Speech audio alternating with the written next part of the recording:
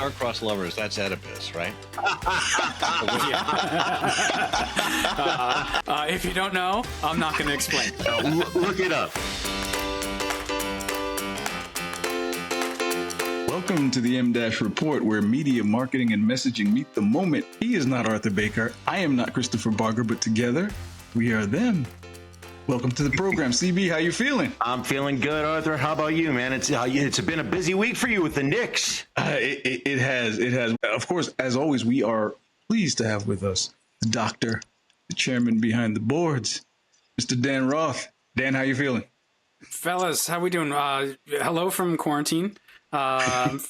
Feeling all right? Hello from quarantine. Yeah. I went to New York just after you, and I came home with the gift of COVID, so I'm trying not to get anybody else sick. So I wish you all the best. You look good. Yeah. Things are tough all over, but the days when we record, I feel a special uplift of energy. And, you know, this week in particular, I mean, summer has started, and the skies are a beautiful shade of orange and blue, I think. After 53 years, I literally waited. I'm sorry. I waited my entire life. I was a Knicks fan from the womb. My father was a Knicks fan, God rest him. And I never got to see them win anything because it was just a year before I was born that they won the last championship. And somehow, I mean, I had to go to the parade.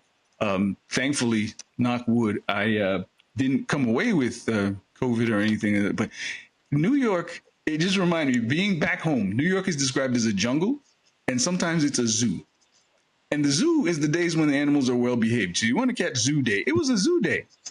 So anyhow, our guest today is a fashion icon in his own right. He's a sharp dresser and a very sharp thinker to boot.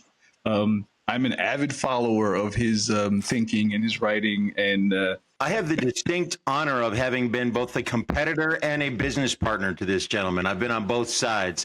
And it's a lot more fun being on the same side than it is being as a competitor. Scott Monty is joining us today. Keynote speaker, newsletter author, consultant to senior executives, and all-around Renaissance man. Scott, it's great to have you on. Thanks for agreeing to join us today. Thank you, gentlemen. It's a pleasure to be in your presence. so let's get to the starting lineup. Good to have CB. you on. I appreciate you. That's right. Starting lineup. Scott, how'd you get to where you are today? Kind of take us through that career path. It's anything but a straight line, which I think is a great lesson for anyone starting out their career, is that it's not necessarily going to turn out the way that you think it might. And for me, I actually started out wanting to be a doctor. I did the first year of medical school, kind of pumped the brakes when I saw exactly how much science was involved. And you know, typically when people go to doctors, they want them to be well educated in the sciences. So I thought, maybe that's not my calling. But I did enjoy the medical field, and I didn't want to give up that first year of medical school. So I switched into a dual degree program where I could get a master's in medical science, which basically meant that after that first year, I just had to do a thesis. And I did it concurrently with an MBA in healthcare administration, which back in the 90s, you know, nobody knew which way managed care was going to be going. And I figured, well, look, if there's somebody with a modicum of knowledge about medicine and a modicum of knowledge about business, I could be dangerous to both sides. So I thought I would pursue a career in managed care. 3 years in, working for a managed care company, the front of my face had begun to flatten from smacking it against the brick wall so many times. So I ended up pivoting into biotech, medical device, and pharmaceutical consulting.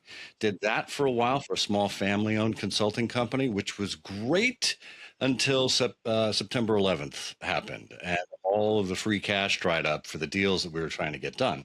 We had early-stage companies that were looking for financial and scientific partners to bring their drugs and devices to the market. And there just wasn't an appetite out there for a lot of risk. And after that, I went into advertising and marketing, working for an agency that specialized in healthcare, biotech, and digital. And that's where I discovered social media. And I did that for a while until I ran into a client who seemingly wanted the impossible, which is really the way in agency life. This was early days when I discovered Mr. Barger, when he was still at IBM, and IBM had a great podcast series called IBM and the Future of. And this was like back in like 2005 or so. It was early days. Wow. And I recommended to a client that was looking for something other than white papers to put out there. I said, well, why don't you start a podcast? You guys be the hosts, bring on smart people, show off your intelligence by proximity and owning the narrative. And you got yourself a great series. And the woman, the client, she said, I'm a little hesitant to bring this to my boss. Have you got any case studies? And I said, look, podcasting like just started like months ago. Do you want to read a case study or do you want to be a case study? Nice Ooh, pitch. good line. And Good line. She said, I want to read a case study. No. Oh no! Oh no!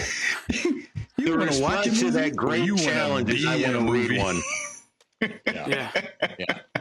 So, Wow. So I left that place, went to a small strategic consultancy that did social media strategy for big brands in those early days.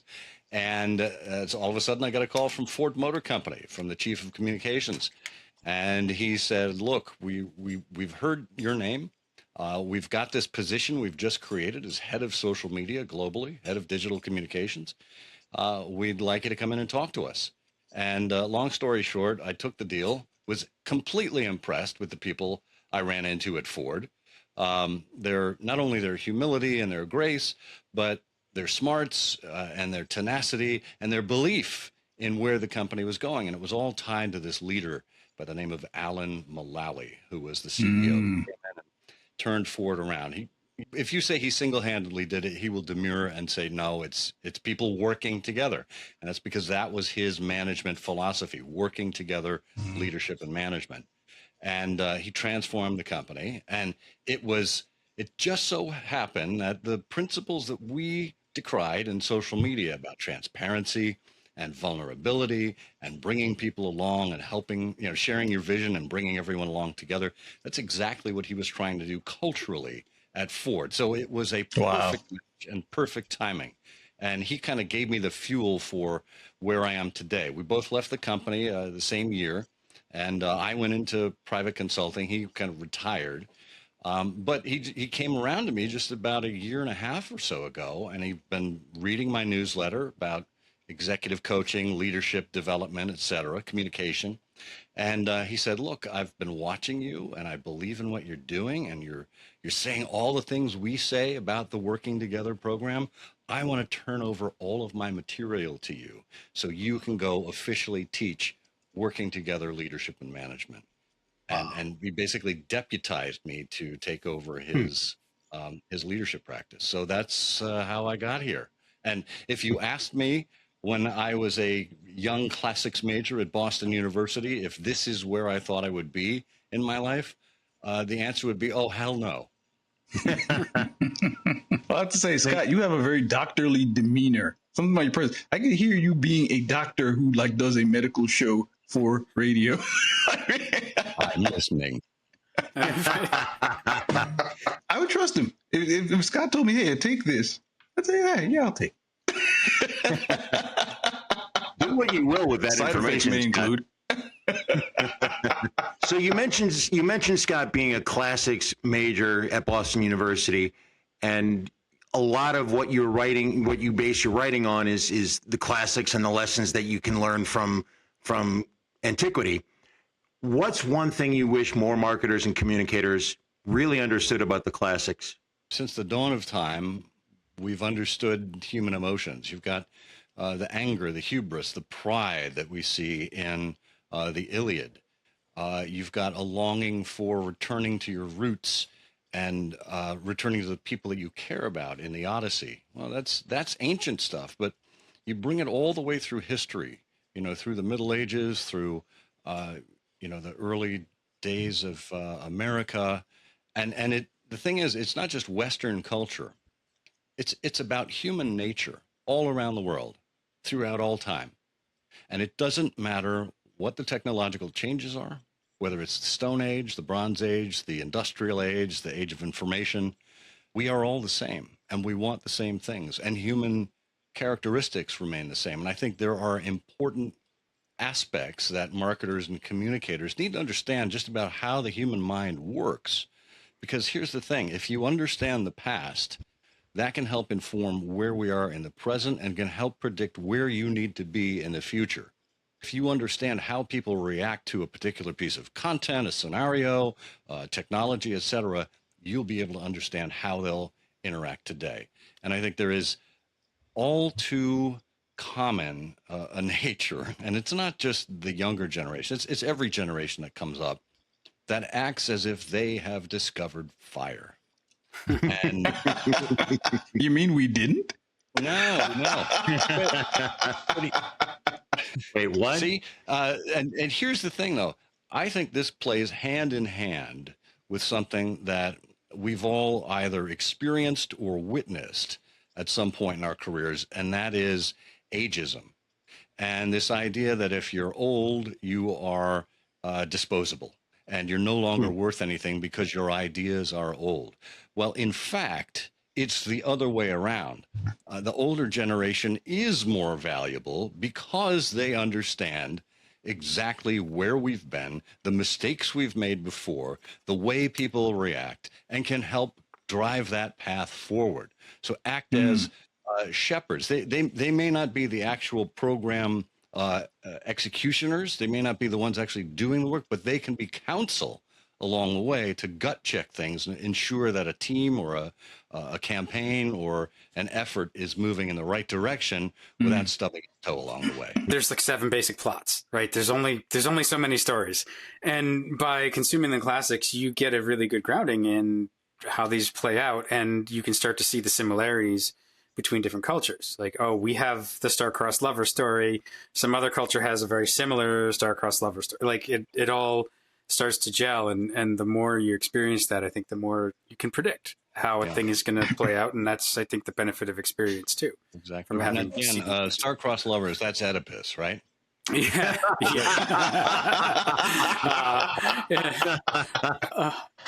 If you don't know, I'm not going to explain. Look it up. And part of what you want around is people who have seen a thing or a series of things before and won't freak out, won't head for the hills when that moment comes, and can help steady everyone else. CB, is it you are the time meister? It is crunch time. It is crunch time.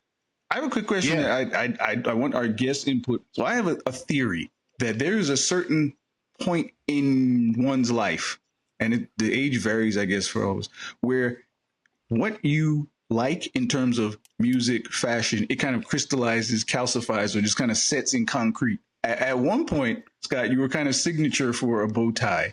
And I know we're behind the times here. You've given that up. You're too cool for that now. But at what point in your life did your preferences, tendencies, and the things you like kind of become, okay, this is my stuff, and this will always be my stuff? I would say at birth. Was your umbilical like a bow? My parents brought me home from the hospital in a bow tie. Believe it or not. Fantastic. Is that a serious story? Is that for real? No, that's actually, somewhere in their albums, there's a picture of me coming home. I got these gigantic little saddle shoes and a bow tie. The thing is, even if you're a regular necktie wearer, you don a bow tie once and you are suddenly the bow tie guy. And True. At a certain point after I left Ford, I adopted that as my signature look because that's kind of what people knew me by. I said, well, if that's how they know me, then I'm going to do it. And during COVID, I did a daily photo of a different bow tie every day because I wanted to answer the age-old question, how many bow ties are in your collection? It took the pandemic for me to discover I had 143 bow ties. Wow. That's impressive. That's impressive, Scott. That is how much Mr. Rogers weighed his whole life, and he loved that number, 143, because that is the number of letters in the phrase, I love you. Interesting. Was it intentional that you did 143 bow ties, or was it just a happy circumstance? It was just a happy circumstance. Oh, that's very And cool. because it was my brand, I could actually expense new bow ties if I decided to buy them. So there was a slight method to my madness. Nice. Let's move into crunch time here. We're going to go in deep with our guest here and on subjects that he knows very well. Scott, a classical education was once the hallmark of Ivy League and Ivy adjacent schools. An immersion in the classics of Western civilization was the sign of a well-rounded individual. In fact, even though many people don't realize it, the classics carry a surprising amount of relevance to today's world. You credit your background in classics as helping you see through the shiny objects during your time at Ford. Can you kind of walk us through that? What does a classics education teach you about communication that an MBA doesn't? And how does that help you see past trends to something that's real? Maybe it's just my brain, the way I pick up on things. I look in so many different directions and read in such a variety of ways that I'm able to kind of look at two different things and find a common thread between them. And that's kind of what I do every week in my newsletter at Timeless and Timely. I look at what's going on in the news, in popular culture, in business. I'll pick an issue and I'll say, oh, we've seen this before. Oh, we've seen something like this happen in literature, in drama, in history, etc., and use that as a signature story to bring it to life for people, because people remember stories, right? They're not going to sit there and remember facts and everything. But if you know, for example, that Narcissus was cursed by the gods because he would never truly know himself, particularly if he stared at his own reflection in a pool of water. And his girlfriend, Echo, kept saying his name over and over again, right? And that's how we get the concept of an echo. But he would not look up from that reflecting pool to pay attention to her, and he stayed there, frozen in time forever. And I thought this past week, oh, who else? What other great narcissist do we know who's interested in a reflecting pool rather than the well-being of the people around Very them? good. And lo and behold, well, you know the rest of the story. Oh wow! Yeah, So the this is a look rest. that crossed CB's face and mine as well. As soon as he said Narcissus, what is that, CB? Is there a hidden something there that both you and I are like, oh, I know that tale. Kind of know where he's going with this. Made me smile, man. I knew exactly what you were talking about. And that Scott, I think, is reflective of your point that you know, if you know those stories, as soon as you said Narcissus, both Arthur and I and Dan, we knew where you were going. We knew who you were referring to. You knew we That were talking about reinforces us. your point perfectly. Tell about you. Tell about you, Arthur. I'm much more Sisyphus than Narcissus. Keep pushing that boulder, Dan. Yeah, and getting my liver eaten every night. Yeah. Let's go. Right, that'll do it. Yeah. To the point you made, Scott, about things recur. And so one of the things that I find this generation is obsessed with is everything is the greatest ever. How do you decipher what really is the lasting thing that is going to continue to ripple versus, okay, yeah, that happened. No, the Spice Girls are not the greatest musical group of all time. They had their moment, but Wait, what? They're not? Yeah, don't tell Christopher.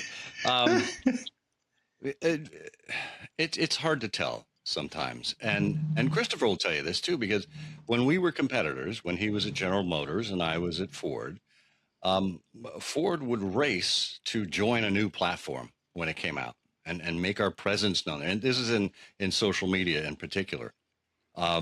And you know, we'd stake our claim, and then we'd figure out what to do with it at some point.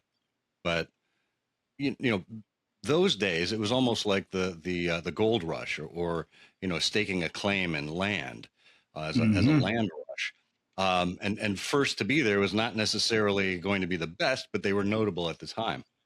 And a lot of times these things would turn out to be duds, and there's no way we could know up front. It was a matter of just going and trying it out, playing well with others who are there, figuring out exactly how it fits into a larger strategy.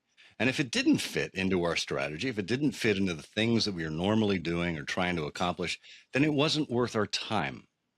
And it's awfully easy to chase trends, to chase the latest shiny object. I think there's so many executives out there that are that succumb to the GMOT disease, which, if you don't know GMOT, that's GMOOT. For those of you playing along at home, it stands for "Get me one of those." So, That's much cooler than FOMO. That's so much cooler. because it kind of underscores that urgency and demand that executives have when they, oh, AI, you say, well, we must have an AI strategy. Let's do AI. Right. Well, why? Why? What are we trying to accomplish? Let's do a TikTok. We would always ask ourselves that same thing. How does this help us achieve our goals? And then we, take it stepwise. And in that case, it would slow us down. And we didn't have to be the first at that point. We just had to be the best. But did you have to explain, like, sometimes it's okay for an executive to say, we don't have a strategy for that, not yet? Or because a lot of times I found at Ford and at other companies, they didn't want to have that as an answer. It's easy to just bluster your way into a room or into an industry and try and look like you know what you're doing. You're welcome to do that, but if you want to do stuff that actually fits strategically with where the company is going or makes sense as far as your overall efforts, then it makes sense to pause for a bit. Yeah. When I first got to Ford in 2008, one of the problems that we had, one of the issues we had, was the legal team was putting the brakes on a lot of really creative marketing and social media efforts. And the teams that were responsible for the execution were really frustrated by this. They get 80-90% of the way there, and legal comes in and says, nope, sorry, you can't do that. It's too risky. Yeah, yes, we're manufacturing multi-thousand-pound vehicles that can roll over people and kill them, but this marketing plan is too risky. And I'll never forget the first, that's what I heard, kind of upon walking in the door there. And I had a first meeting with the legal team, the general counsel, to introduce myself and to see what kind of ways we could work together, because that was the spirit of working together. And I led with this observation. I said, you may not realize this right now, legal team, but you have a reputation around the company, particularly amid the marketing and communications teams, and they go, what's our reputation? Do tell. Everybody wants to understand how they're perceived by their colleagues. And I said, yeah, you are widely thought of as the people who put the no in innovation. and that kind of broke the ice for a bit, and they melted a bit. And I said, all right, well, that's where you are, but let's see where we can get you. And we developed a process whereby they were brought into the creative process early on. So rather than as the rubber stamp at the end of it, they were part of the creative team that could develop it along the way and could counsel us as to what we needed to avoid. And we became wildly more successful and more adept at doing what we wanted to do rather than just having them as gatekeepers. I don't like to be the first in anything. If a new device comes out, a new movie, anything, I don't want to be the first. I'll let some people go. You tell me how it worked out for you. Then maybe I will dip my toe. Arthur, I can tell you, I know you've sat it out for a while, but Godfather 2 is excellent. You have to see it now. Godfather 3, though. Except for the line about pulling me back in. That's a yes, that's true. And he does have he has a heart attack after that. So there's Don't spoil it. Don't spoil it. Come on. So Scott, you wrote a newsletter piece called "Flattery and the Fragile Leader," drawing on King Lear. So what are the communication patterns that separate a leader from one who invites counsel to one who just wants to hear what they want and just, succumb to the yes people? I've actually got a number of entries like this. We talk about the eminence gris, which is literally the I think it's the gray. It's an advisor. Yeah, the gray advisor. You've got your devil's advocate. who was actually set up by the Pope to officially take the other side, to challenge the thinking. I want that job. Or Dan will get that right. job. Dan would beat me out for that job. Look, I'd make a great Jesuit if I hadn't sworn it off. But yeah, the point is this: that leaders need to be challenged. They need to have their assumptions challenged. They need to have they're not the expertise. If you are a good leader, you have hired people around you who are smarter than you, who are subject matter experts, who can tell you more than you know, and you bring these people together in a room. And that's where the magic begins to happen. So the leader's job is not to have the answers, it's to have the questions. And if you are putting to people the right questions, you will help them discover within themselves that they already have the answers. And that by asking the right questions and putting the right people together and encouraging people to work together, you will actually accomplish more than if you stood up there and said, I alone can solve this. We're going to move on to buzzer beaters in just a second, but there was one other question I did want to get to Scott specifically about the classics. You've got a podcast episode called Story Time. You've hosted storytelling guests like Neil Ford. What do the ancient epics like Homer and Virgil tell us about narrative structure that modern storytellers still get wrong? Well, I think, and you've talked about this and written about this before too, Christopher. I think it's that you are not the hero of your own story. Right. It's awfully tempting to put ourselves out there as the one with all the answers. But what if we are the helpmate? What if we are a plot point that helps someone see something differently than they saw before, see something in themselves that they didn't see there before? This to me is the greatest way to tell stories. It's not that I have all the answers. It's that maybe I'm bringing you a new insight. Maybe I'm helping you see something that wasn't apparent to you before. All storytelling is emotion. Right. It's about helping people to feel a certain way and showing them that other people felt a certain way or other things happen and how other people around them might feel. But ultimately, you are creating emotion in people. Could be happiness, could be sadness, could be surprise, lots of different things. But stories are our way of conveying information to people to help them feel a certain way. Being a leader means being a lifelong learner. It means committing to constant discovery and curiosity and surprise, and to continue to look for answers, even though you may never complete that journey. There is so much to learn, man. Thank you, Scott. And I will add this coda from my former competitor, Mr. Barger.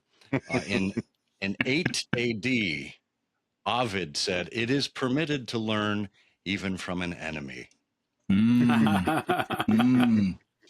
I love that. I'll fully admit I watched what you did. I watched what you did, and I would hope anyway that you watched what we did, and you guys learned did stuff from it.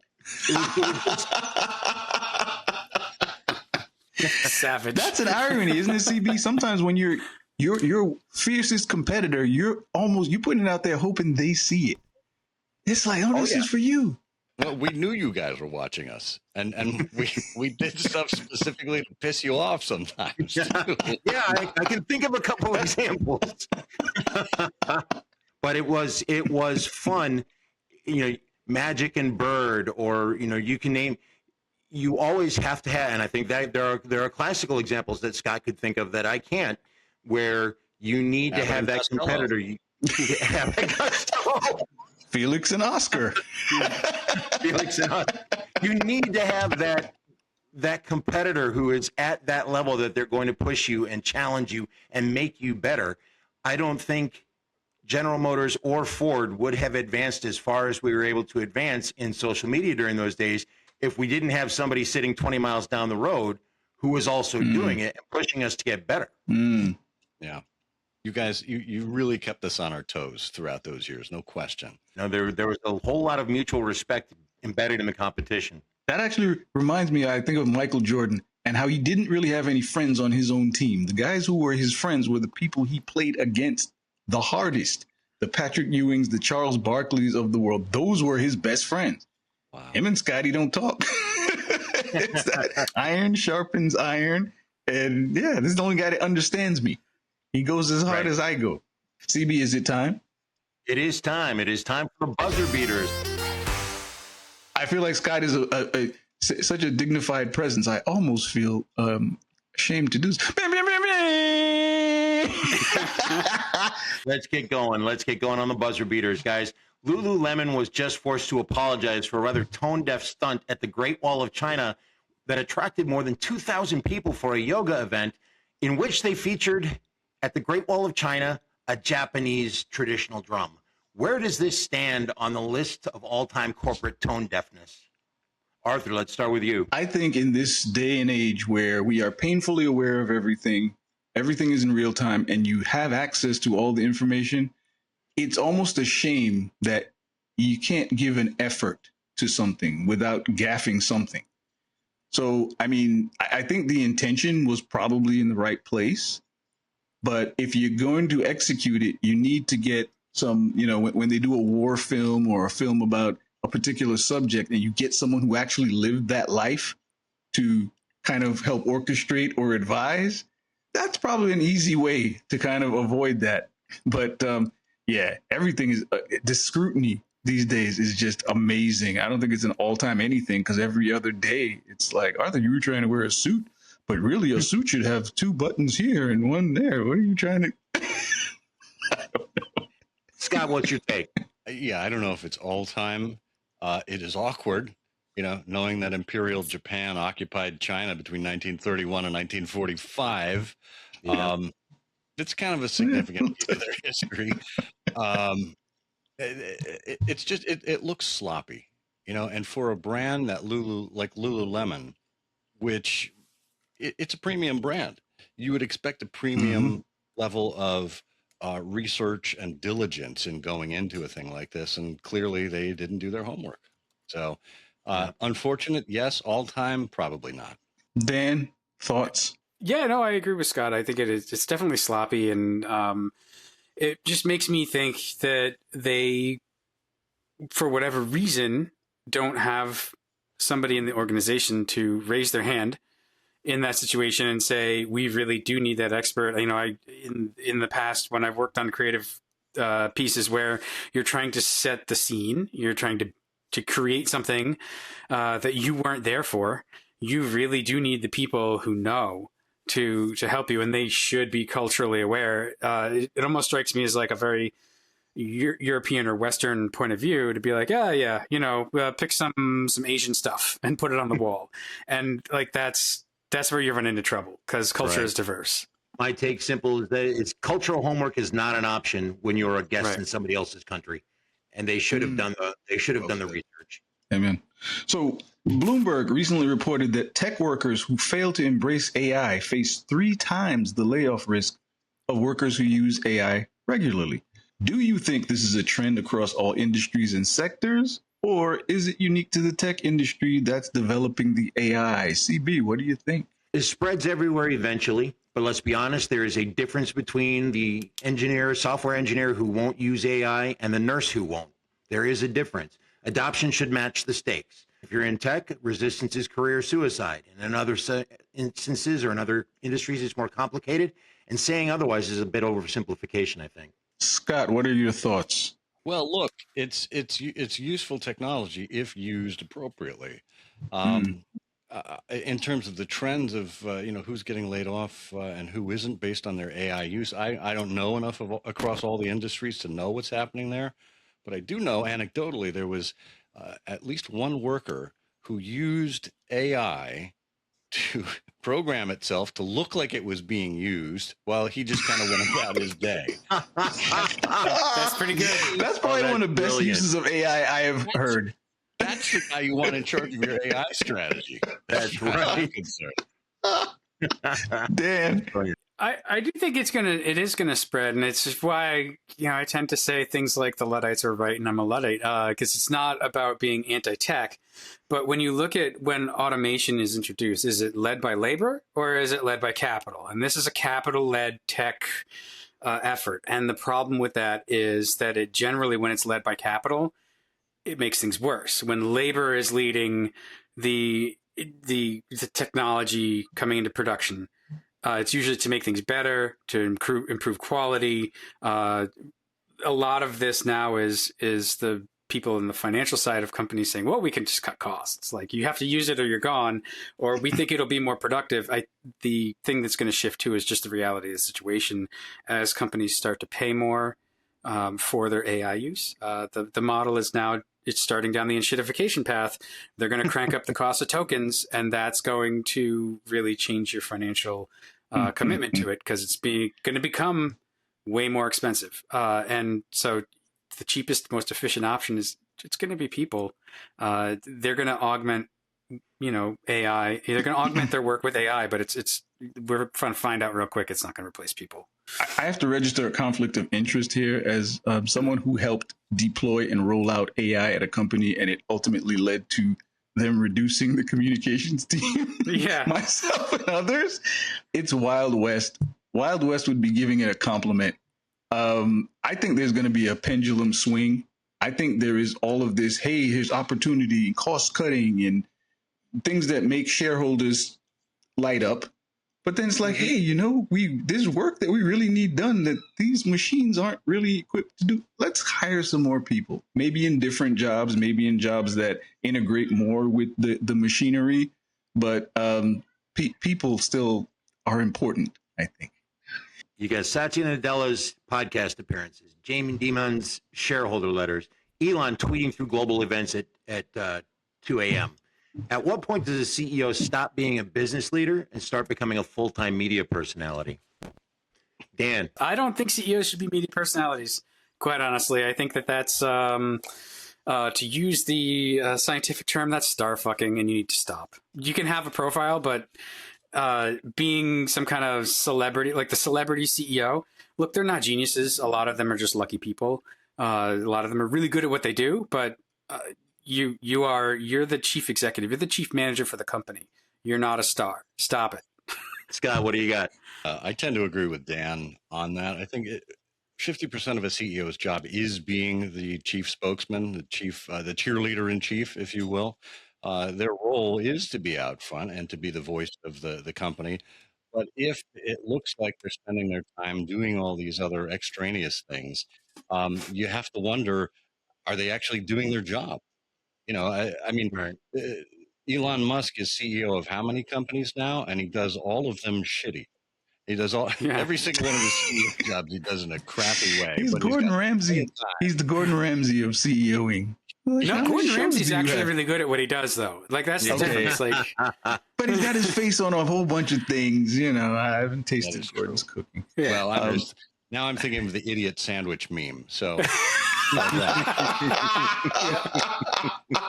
from my perspective, so we had a conversation with the head of the PR department from Newhouse at Syracuse University, and he said every organization is now a media company, and I think there's a spillover effect to every CEO now has to be a de facto media broadcaster as well. I will take a page, though, from my New York Knicks again. Leon Rose, who runs the team, does not do interviews. Our GM does not talk to the media at all. He refuses to. The first time I've seen him by a microphone, it's like, all right, at the parade, now I'll talk. I think there is an opportunity to designate a somebody or somebodies who are that face, that, projecting, and let the CEO run the company and do their job and not have to be, not every person is cut out to be a celebrity. Not every person wants to, not every capable person that you would want running a company, not every bankable person wants to be in front of cameras and doing that. All I'll say is Nadella and Diamond are using their platforms to reinforce business positions. Elon is performing for an audience. One of these is a strategy. The other is a narcissistic personality disorder with a press pass. It depends on how you're using it and how you're using that visibility.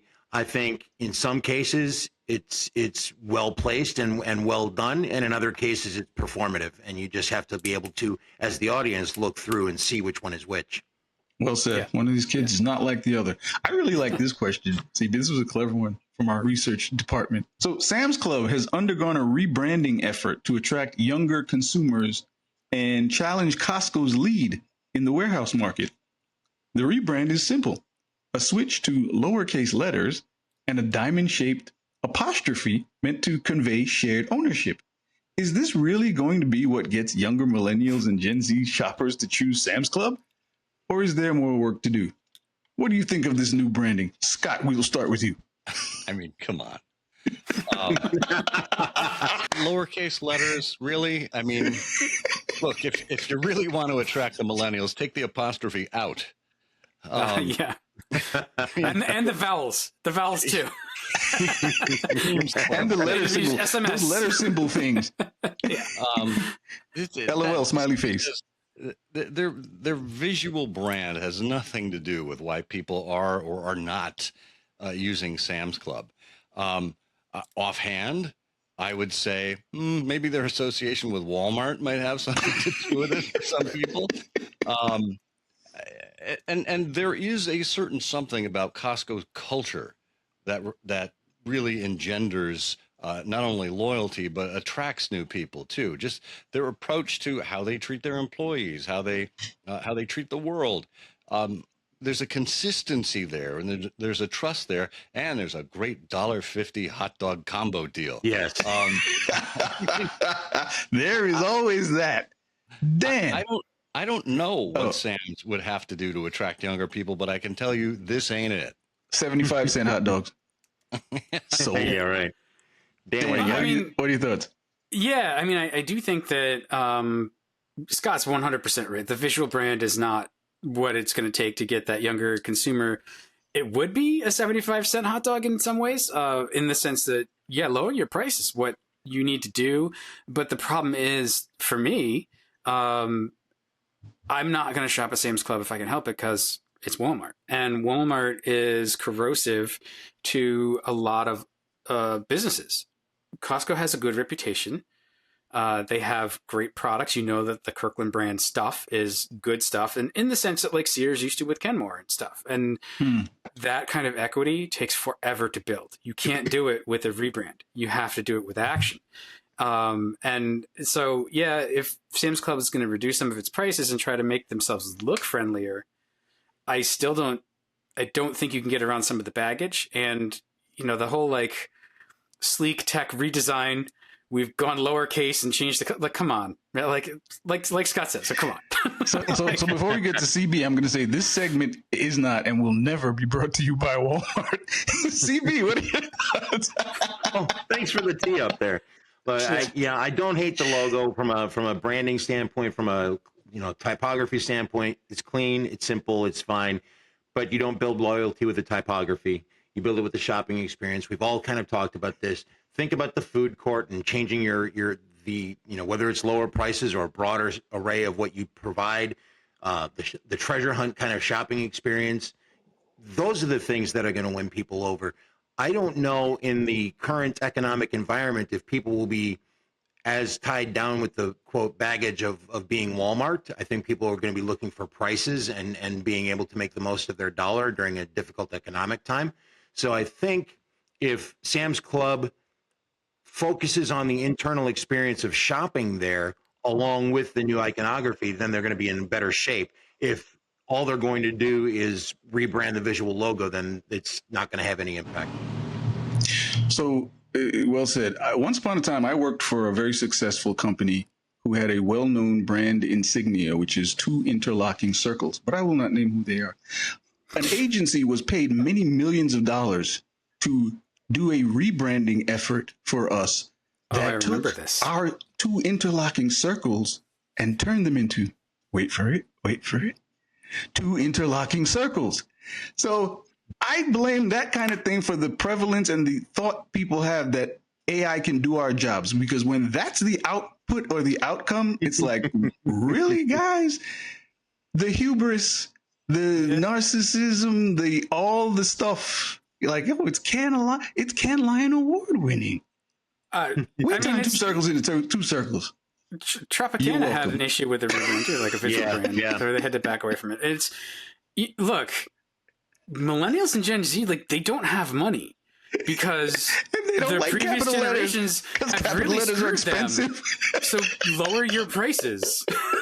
That's how you get that audience. All right, guys. A recent column in Forbes posited that specialization, which used to be a thing that you built your reputation on as a deep expert in one particular area, is now becoming a hindrance now that AI can passively recreate expertise in a single focus, and that the ability to wear more than one hat is the advantage now. Do you agree with that? And if so, do you think AI is the driver? Scott, I'll start with you. Look, I think this is just another instance of kind of the cyclical nature of business. A while ago, being a generalist was what it was all about, and then being a specialist is what it's all about. And I've heard in recent years that, again, back to generalization, having the long view, understanding strategically how things fit together. And now you've got AI that's coming in, making specialization essentially more of something in demand. I think we're going to continue to see this ricochet, this back and forth, this pendulum swinging. And I don't think AI is either the solution or is to blame in this area.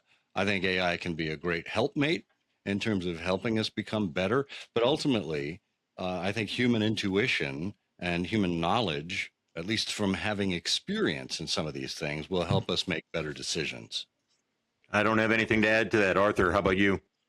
We're not seeing the death of specialists. We are seeing the death of maybe certain specializations, but people being good at a thing and others being good at other things is the basis for every company, every organization, every family, every group of human beings that get together to do something.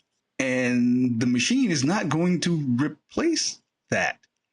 And it just, some of the conversations and the questions that we end up asking both on this platform and just having to ask in general as people are crazy to me. Well, will AI replace the fact that we need dad? Like, no, we don't need dad. We got AI. But yeah, I think that there's a pendulum swinging, and you know, the question is going to be who gets hit by that pendulum as it swings back. How much is going to cost them, or you know, in terms of time, resource, money, livelihood, or whatever. You know, Christopher and I are both big fans of The Twilight Zone. He may have shared this fact with you already about his love of The Twilight Zone. There is, I mean, there's a lot of great episodes that are really well known. A lot of them are just time capsules, but there is one, I think, that has lived on more than any other one. And it's not a really well known one. It's from season 5. It's called The Brain Center at Whipple's. And it's about a CEO. It opens with a scene of a CEO presenting to his board about all the efficiencies they're creating by putting this new computer system in. And they've got some 200,000 people that work across the country in their factories, and they're putting all of them out of jobs because they're replacing it with a computer system. And we've seen this on the moving assembly line in the auto industry. Yes, there are robots that do some of the work, but there's also an integration of humans as well. So there's this blend of humanity and technology. And the great irony at the end of that Twilight Zone episode, which you can stream live on Tubi if you want to go look it up. It's available or on Pluto. Which season and episode is that? I'm an avid Twilight Zone person. Season 5? I don't remember that season one. 5. Season 5 episode, I believe 32 or 33. 31. Ooh. 31? Okay. Well, these are full seasons when you had like 50 something episodes. Yeah. So, and the great irony is you get to the end of that episode and the CEO has been replaced with a robot. Right? And then he goes to the bar and complains to the foreman of the factory that it's not fair that computers replace humans.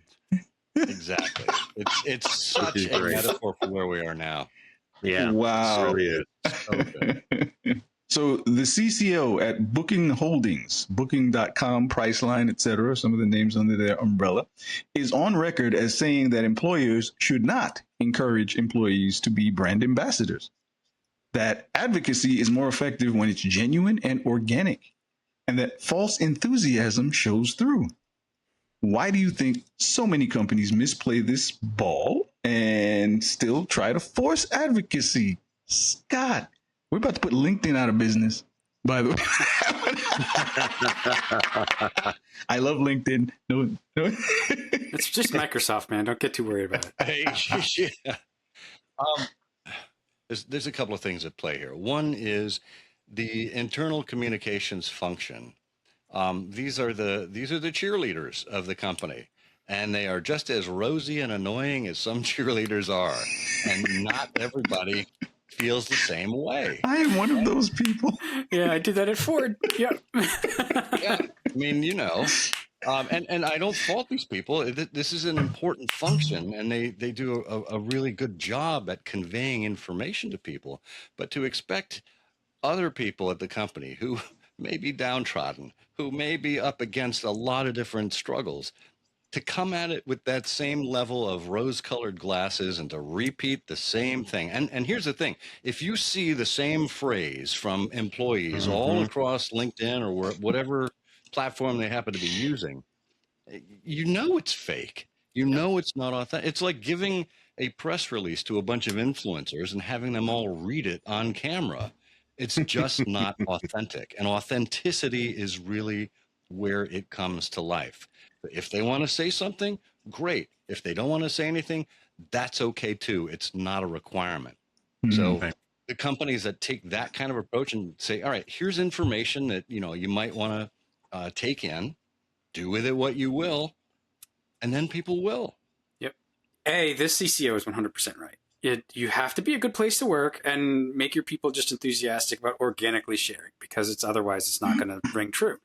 And at Ford, what we saw was there was this desire to control the message. And I understand that when you're a large organization like that, you want to be careful. You want to make sure that the right thing gets out, the wrong thing doesn't get said, that you then have to clean up. But I found myself in those situations saying, like, maybe we shouldn't just do anything. Like, we can give them some photos if they want to share them, but you have to understand too, there's a bifurcation in the people. There's the people who build the cars, where they're not going to necessarily give you extra labor on their socials that are for them than the people who work in the corporate offices, where they're more enthusiastically going to boost the message. But it is that control and just let go. Just, it's okay. And trying not to lose our jobs to AI. Yeah, you just it's what do you get out of it? And I think you talked about this. Like, what do you actually get for that? And you only really get vanity metrics and sort of you get some likes. Right. It doesn't help your earned strategy. It doesn't really fit. So you should just not worry about it like that. You should let the company sort of speak for itself in terms of how good it is to work for. CB. I think companies keep forcing this because building real culture is slow, hard, and it doesn't show up in this quarter's metrics. And an ambassador program does, and that's why it gets pushed. This isn't something that any communications person hasn't thought of a million times, and we just wish our executives would believe it. You can't force it, and it's a way of making something show up so we can say, oh, we have 9,712 employee ambassadors now, without really looking at the impact of it. So it's a metrics play, pure and simple. So I will build on something that Scott and Dan kind of alluded to. I think the goal should be to create something that is so memorable and impactful in terms of experience and in terms of just inspiring people that they want to say, hey, look at what we're doing, versus go out and share it on your socials. Because now that's where you end up having AI creating this stuff. Literally, I've been on that side of it. AI actually crawling through and liking things. It's AI playing tennis with AI. And everyone knows it's fake. It's like, yeah, you when you have 5 members of an executive team and they all use the same language, and it's like, okay, these are not the same people. I know these people personally. Then he wouldn't say that. She wouldn't phrase it like that. All right, guys, fine. This is Come on. Tulip mania, my friends. Tulip mania. Yeah. All right. Elite soccer players are literally taking scissors to their high-tech multi-million-dollar Nike and Adidas kits to cut holes in their socks for physical comfort.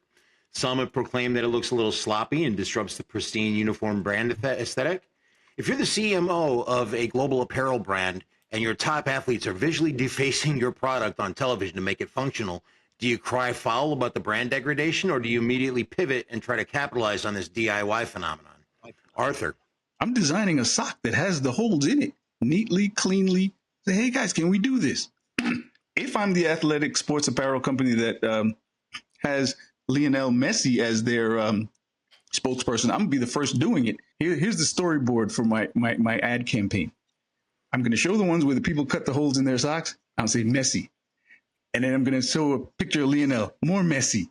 And then I'm going to show him wearing the cleanly cut, less messy. There you go. Give me the business. That's pretty You can good, man. reach That's right? pretty good.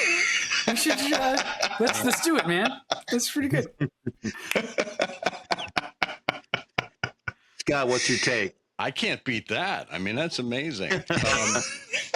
Look, here's the opportunity, I think, for any brand that sees people using their product in a new and different way.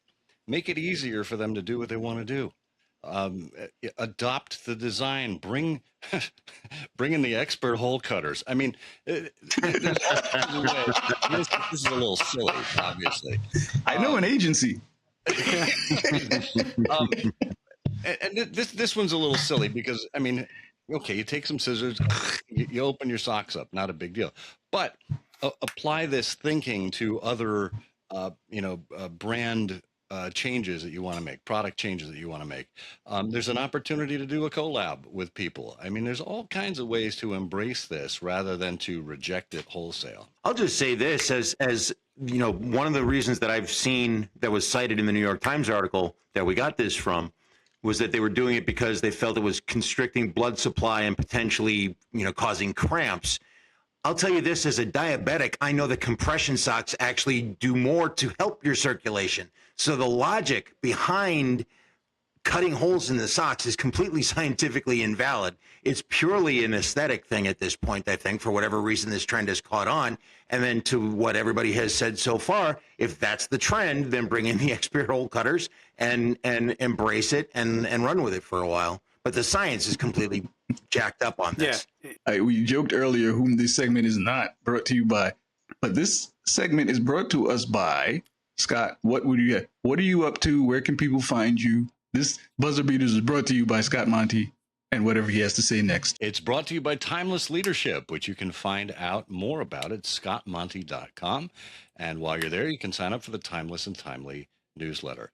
I'm delighted to bring the working together, the timeless working together story to your company, to a retreat, to a corporate event, etc., and tell people more about how it is that Ford went from zero to hero with the help of Alan Mulally and this marvelous philosophy that can work for your company, whether it's 10 people or 10,000 people, or even work around the kitchen table as you try to manage your family.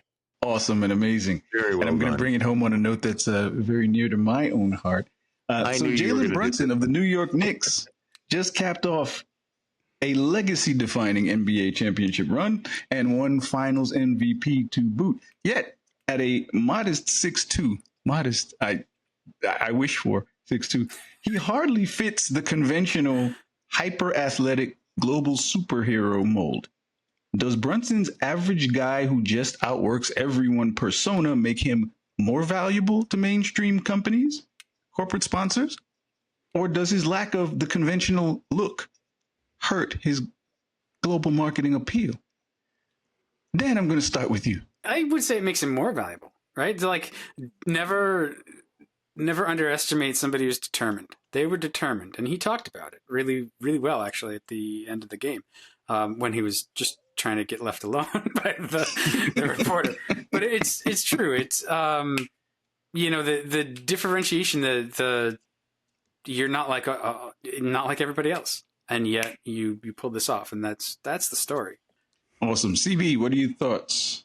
Well, as a small market sports fan who's kind of conditioned to dislike every New York sports team on principle, I just have to ask that, are we really asking whether a New York sports figure who led his team to a championship is going to have any trouble getting sponsorships and media opportunity? Come on. Scott, take us home. Six words for you. Isaiah Thomas is 5'9". Awesome. Well, I think that does it for this edition of the M-Dash Report. On behalf of Christopher Barger, Dan Roth, and the entire crew, I'm Arthur Baker even, wishing you farewell, fond regards, and good fortune for the future. Thank you, Scott. I'm jealous of Scott's radio voice now. That's why I'm a little flummoxed. You got to start working at it.